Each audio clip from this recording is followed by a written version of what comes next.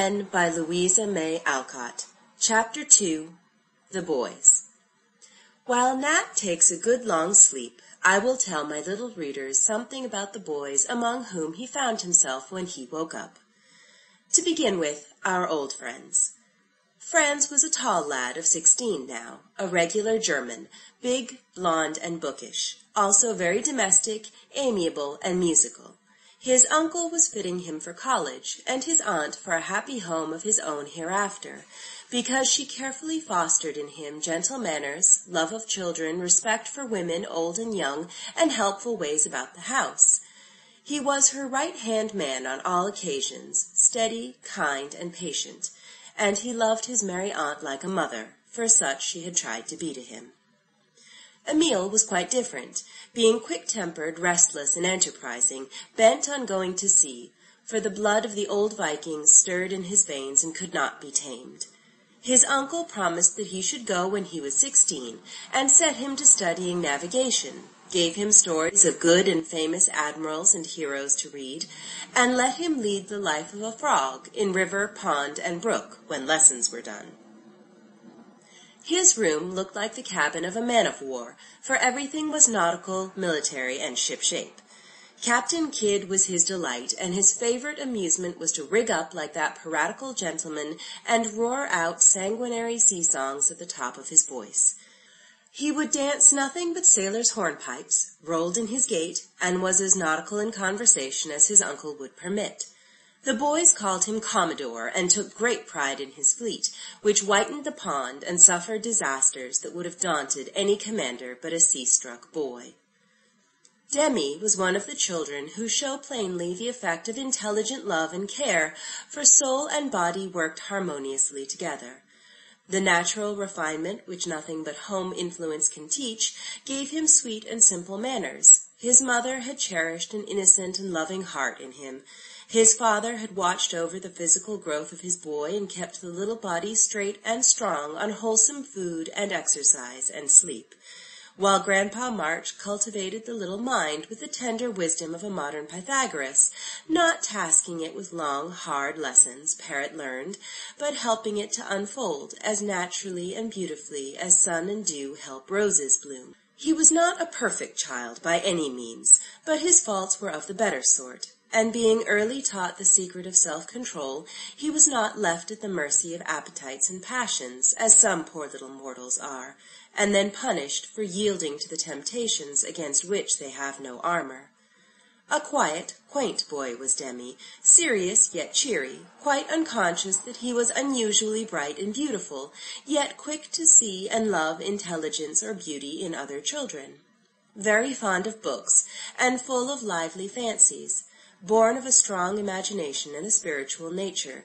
These traits made his parents anxious to balance them with useful knowledge and healthful society, lest they should make him one of those pale, precocious children who amaze and delight a family sometimes and fade away like hothouse flowers, because the young soul blooms too soon, and has not a hearty body to root it firmly in the wholesome soil of this world. So Demi was transplanted to Plumfield, and took so kindly to the life there that Meg and John and Grandpa felt satisfied that they had done well. Mixing with other boys brought out the practical side of him, roused his spirit, and brushed away the pretty cobwebs he was so fond of spinning in that little brain of his. To be sure, he rather shocked his mother when he came home by banging doors, saying "By George" emphatically, and demanding tall, thick boots that clumped like papa's.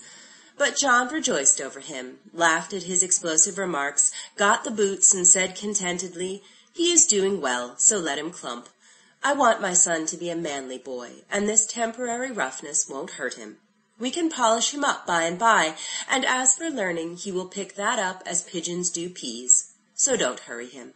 Daisy was as sunshiny and charming as ever, with all sorts of womanlinesses budding in her, for she was like her gentle mother, and delighted in domestic things. She had a family of dolls, whom she brought up in the most exemplary manner.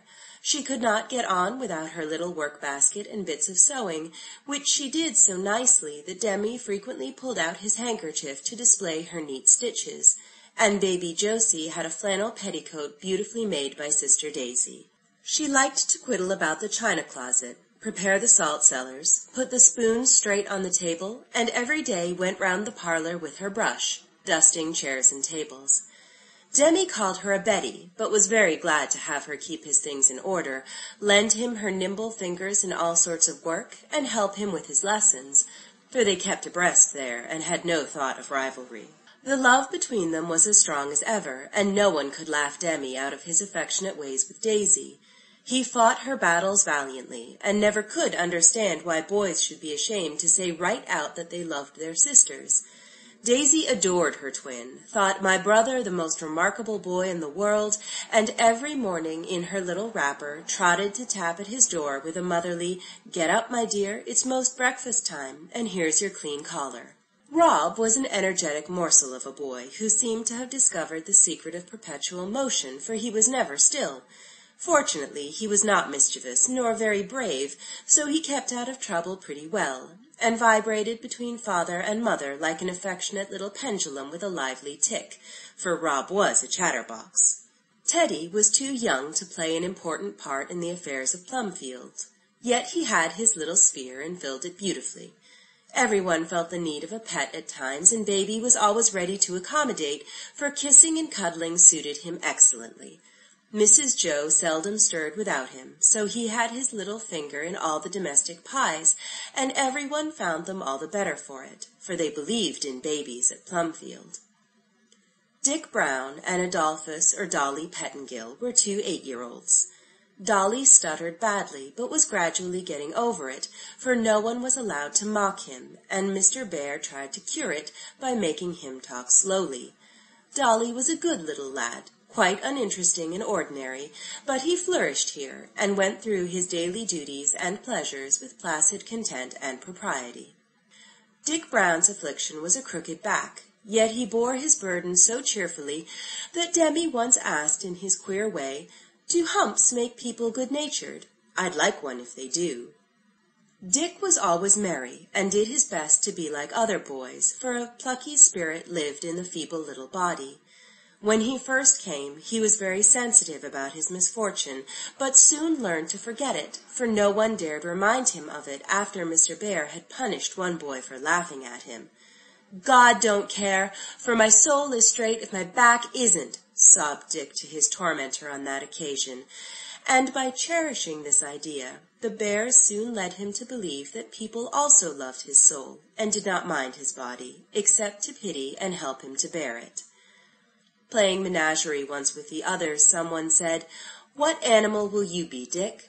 "Oh, I'm the dromedary. Don't you see the hump on my back?" was the laughing answer. "So you are, my nice little one that don't carry loads, but marches by the elephant first in the procession," said Demi, who was arranging the spectacle. "I hope others will be as kind to the poor dear as my boys have learned to be," said Mrs. Joe, quite satisfied with the success of her teaching, as Dick ambled past her, looking like a very happy but a very feeble little dromedary, beside stout Stuffy, who did the elephant with ponderous propriety. Jack Ford was a sharp, rather a sly lad, who was sent to this school because it was cheap.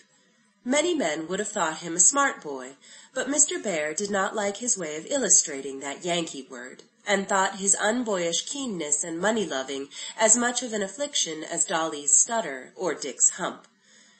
Ned Barker was like 1,000 other boys of 14, all legs, blunder, and bluster. Indeed, the family called him the blunderbuss, and always expected to see him tumble over the chairs, bump against the tables, and knock down any small articles near him. He bragged a good deal about what he could do, but seldom did anything to prove it, was not brave, and a little given to tale-telling. He was apt to bully the small boys and flatter the big ones, and without being at all bad, was just the sort of fellow who could very easily be led astray. George Cole had been spoiled by an overindulgent mother, who stuffed him with sweetmeats till he was sick, and then thought him too delicate to study, so that at 12 years old he was a pale, puffy boy, dull, fretful, and lazy. A friend persuaded her to send him to Plumfield, and there he soon got waked up, for sweet things were seldom allowed, much exercise required, and study made so pleasant, that Stuffy was gently lured along, till he quite amazed his anxious mamma by his improvement, and convinced her that there was really something remarkable in Plumfield air. Billy Ward was what the Scotch tenderly call an innocent, for though 13 years old, he was like a child of 6. He had been an unusually intelligent boy, and his father had hurried him on too fast, giving him all sorts of hard lessons, keeping at his books 6 hours a day, and expecting him to absorb knowledge as a Strasbourg goose does the food crammed down its throat. He thought he was doing his duty, but he nearly killed the boy, for a fever gave the poor child a sad holiday, and when he recovered, the overtasked brain gave out, and Billy's mind was like a slate over which a sponge has passed, leaving it blank. It was a terrible lesson to his ambitious father. He could not bear the sight of his promising child changed to a feeble idiot, and he sent him away to Plumfield, scarcely hoping that he could be helped, but sure that he would be kindly treated. Quite docile and harmless was Billy, and it was pitiful to see how hard he tried to learn, as if groping dimly after the lost knowledge which had cost him so much. Day after day he pored over the alphabet, proudly said A and B, and thought that he knew them, but on the morrow they were gone, and all the work was to be done over again. Mr. Bear had infinite patience with him, and kept on in spite of the apparent hopelessness of the task, not caring for book lessons, but trying gently to clear away the mists from the darkened mind, and give it back intelligence enough to make the boy less a burden and an affliction.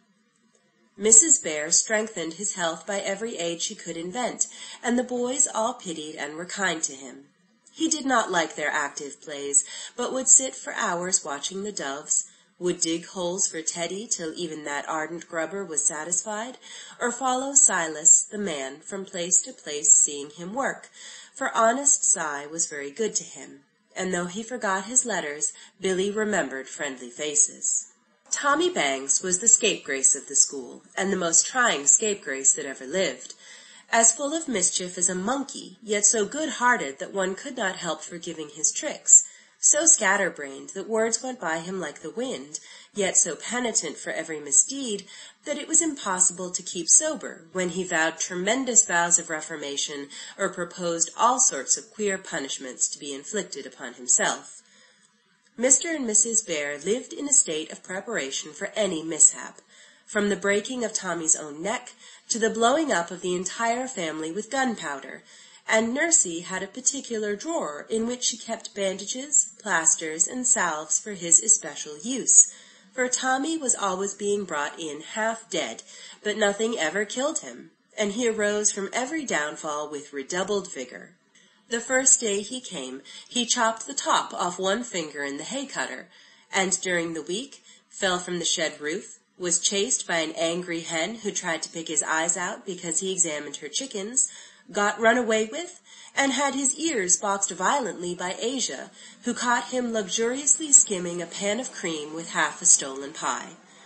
Undaunted, however, by any failures or rebuffs, this indomitable youth went on amusing himself with all sorts of tricks till no one felt safe.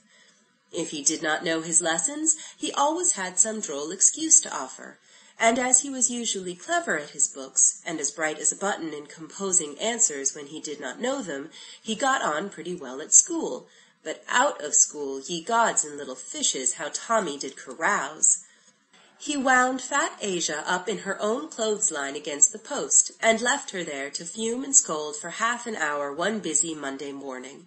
He dropped a hot cent down Mary Ann's back as that pretty maid was waiting at table one day when there were gentlemen to dinner, whereat the poor girl upset the soup, and rushed out of the room in dismay, leaving the family to think that she had gone mad.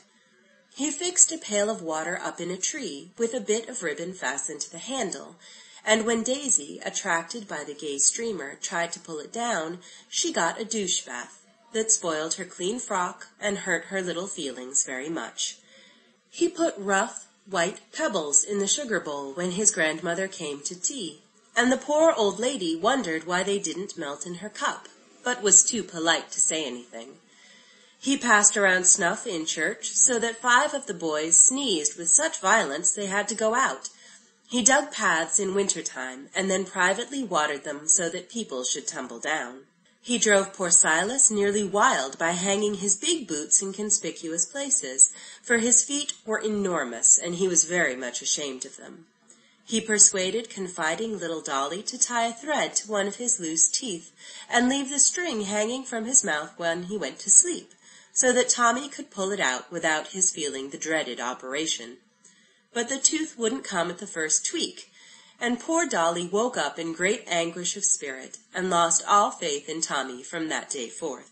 The last prank had been to give the hens bread soaked in rum, which made them tipsy, and scandalized all the other fowls, for the respectable old biddies went staggering about, pecking and clucking in the most maudlin manner, while the family were convulsed with laughter at their antics, till Daisy took pity on them, and shut them up in the hen-house to sleep off their intoxication.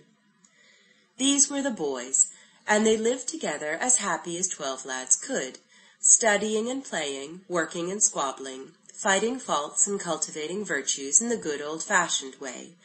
Boys at other schools probably learned more from books, but less of that better wisdom which makes good men. Latin, Greek, and mathematics were all very well, but in Professor Bare's opinion, self-knowledge, self-help, and self-control were more important, and he tried to teach them carefully. People shook their heads sometimes at his ideas, even while they owned that the boys improved wonderfully in manners and morals, but then, as Mrs. Joe said to Nat, it was an odd school. End of Chapter 2. Recording by Crowgirl, caracrow.blogspot.com